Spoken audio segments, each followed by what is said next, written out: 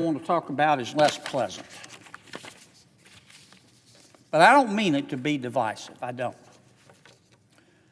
There is a lady by the name of Laurel Libby. Laurel Libby.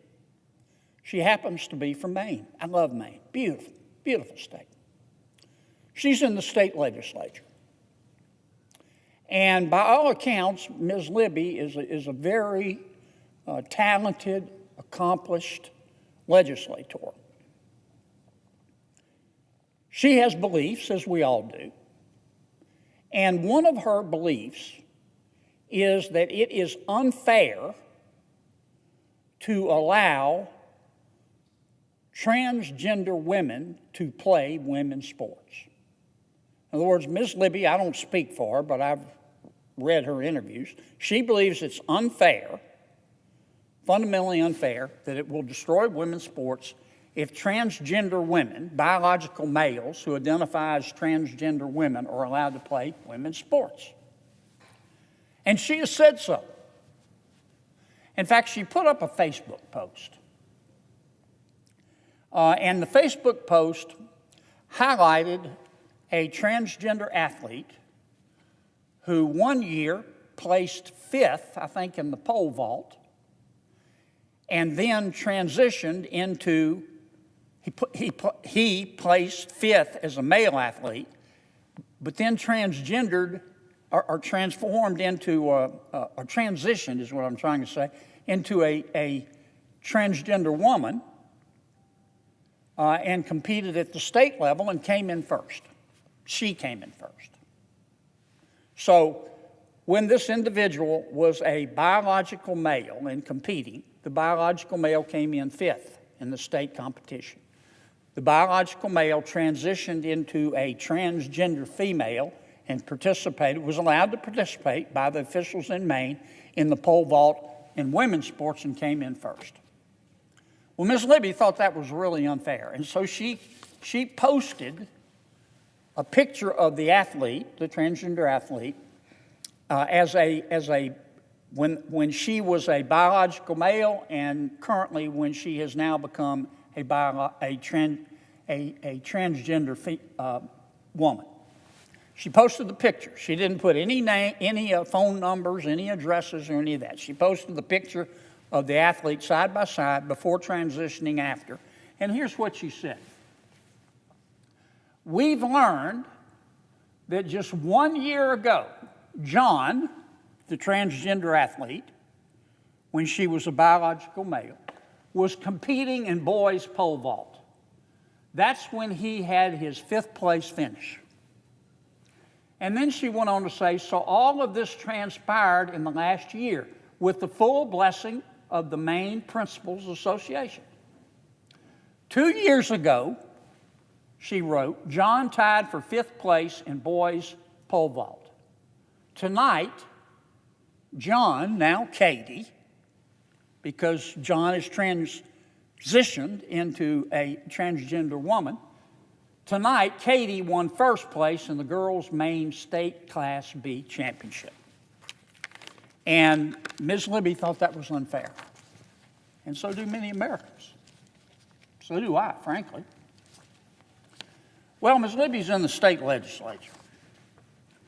And her colleagues, Democrats, who are entitled to their opinion as much as Ms. Libby, who is a Republican, is entitled to hers, they got very angry.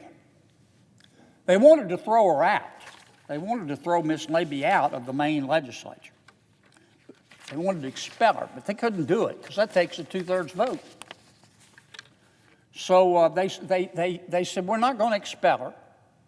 We're going to censor her. That only takes a majority vote. But in censoring her, which they only needed Democratic votes to do, they added conditions that Ms. Libby could no longer vote and could no longer participate in any legislative committees. I guess she just has to sit there. Well, that disenfranchises the constituents that Ms. Libby represents. And frankly, they kind of went through the back door when they should have gone through the front door in a transparent way.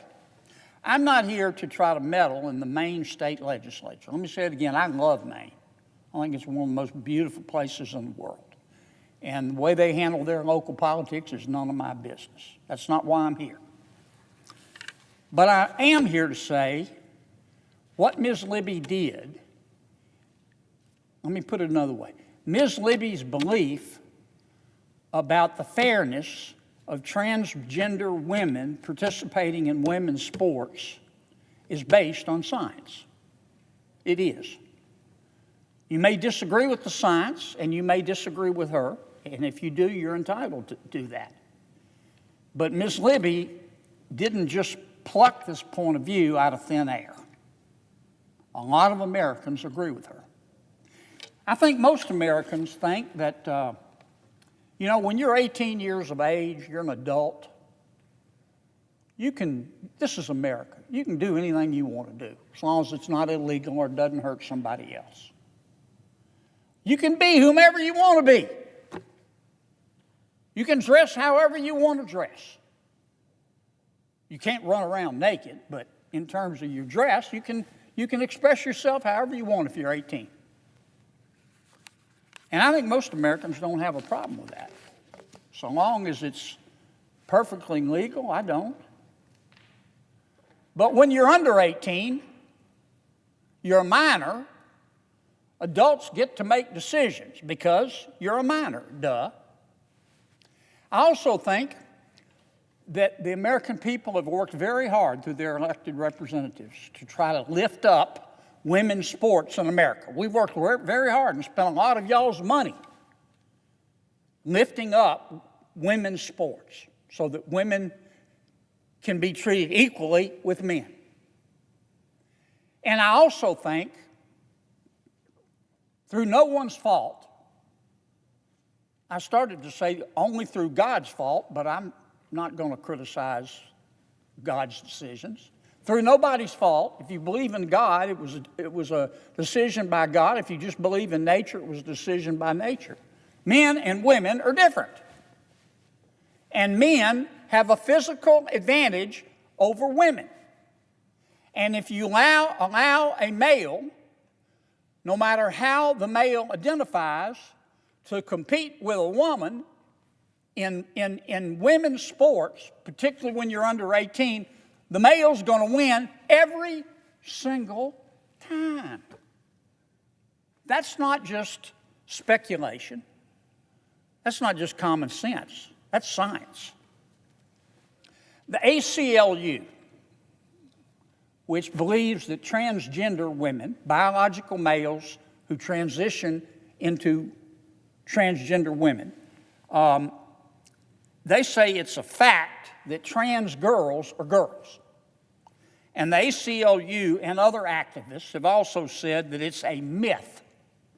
They call it a myth that transgender female athletes, like Katie, formerly John, they say it's a myth that transgender female athletes have a physical advantage over girls. They're wrong. This is wrong. You don't need a graduate degree in anatomy to know that. I mean, those claims are specious.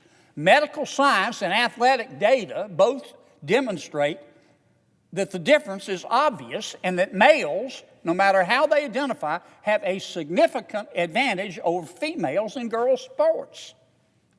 Even before birth, when the baby is in a mother's womb, this is a scientific fact, baby boys begin developing different hormones and skeletal structures than baby girls that help them outperform girls when they're older. That's just a fact. We can say we wish it weren't. I'm fine with it. Some people say, well, that's bad. Well, take it up with nature. Take it up with God. But it's a natural fact. When that baby's in the womb, testosterone exposure for that baby boy alters his brain development. That improves that baby boy's motor skills and increases that baby boy's aggression vis-a-vis a baby girl. Both motor skills and aggression give that baby boy, when that baby boy grows up, an advantage over a girl in women's sports. Boys, the science also shows, they go through what's called a mini puberty. Still a baby boy in the mother's womb. The baby boy experiences a mini puberty, is what the scientists call it, right before birth, that helps a baby boy, once that baby boy is born, to gain weight faster than if he were a baby girl. And that ultimately is why boys tend to be taller than girls once they're born, on average, later in life. Now, the differences between boys and girls, again, this is a law of nature, or a law of God, depending on what you believe. The differences between boys and girls explode during puberty. I mean, I've got a single child. He's a grown man now, but I remember puberty. I learned during puberty that there's nothing wrong with teenagers, that reasoning with them will not aggravate. That's just also a law of nature, I think. But boys and girls, the differences between them explode during puberty. Boys develop 14% larger hearts when they go through puberty, and 12% larger lungs. So boy versus girl, the boy's heart is going to be 14% bigger and the lungs 12% larger. An obvious advantage in sports. That helps boys take in oxygen and pump blood more efficiently than girls can. That's just a fact. And that gives them a clear edge in endurance sports: running, cycling, rowing, basketball. Girls also, during puberty and afterwards, develop a wider pelvis. This decreases the amount of force their legs exert when they're lifting, or when a girl is kicking, or a girl is pedaling, which also puts a girl, as an act of nature, at a relative disadvantage when you compare female athletes to male athletes. Boys, during puberty and after puberty, on the other hand, they develop broader shoulders than girls. I think we know that. When they develop those broader shoulders, that makes space for upper body muscle mass. It is hard to think of a sport in which a higher muscle to fat ratio, and boys have a higher muscle to fat ratio. It is just a scientific fact. It's hard to think of a sport in which a higher muscle to fat ratio is not helpful. The average boy will also grow, again, scientific fact, 5 inches taller than the average girl. And even when men and women are the same height, men have higher levels of bone density, which helps them move more forcefully and escape more injuries. And that, I mean, you don't have, again, boys just have a physical advantage over girls, and we see it in everyday life. Top-ranked, well, let me put it another way. In 2016, there was an American sprinter. She was a great athlete, is a great athlete. Her name is Allison Felix. She won an Olympic gold medal in the women's 400-meter race. Ran a hell of a race. She came in first. A year later, 285 teenage boys in America beat her time. She was the best in her class, in the world, as a female. But 285 guys in high school beat her time. Don't take my word for it. That's a study that was done by Duke University. The year she won the gold medal, There were 4,300 male athletes in America who clocked faster times in the 400 meters than she did. I don't want to belabor this, but I think you can see why Ms. Libby feels that it is unfair to women to allow biological males who have transitioned into a woman to compete in men's sports. It's not only unfair, it's dangerous. And again, I don't speak for Ms. Libby, but this is what I think she had on her mind when she exercised her First Amendment rights. I'll give you some examples. In May, a couple of years ago, a high school volleyball player in North Carolina, she's a female, she sued her state's high school athletics association. Why? Because they allowed a transgender player to play against her, and the transgender female, biological male, transgender female, spiked the ball in her face, gave her a concussion, long-term physical injuries, long-term mental injuries.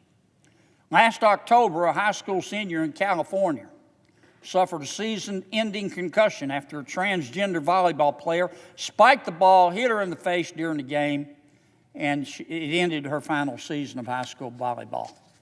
Now, last February, a girls' basketball team in Massachusetts, they forfeited a game after a transgender athlete injured 3 female players in a single game. The biological male who had transitioned into a transgender woman was allowed to play in the basketball game and took 3 of the female players out. And so the rest of the team said, no mas. And the coach said, nope, I'm not going to let my players get hurt. They forfeited the game. I raised this, Madam President, not to denigrate anyone. I'm going to say it again. When you're an adult, in America, you can be whomever you want to be. And, about 90% of my personal philosophy is don't hurt someone unless you have to defend yourself. Don't take other people's stuff, and leave me alone, because that's my right as an American. And I sort of feel that way about everybody. But we're not talking about freedom here. We're talking about nature.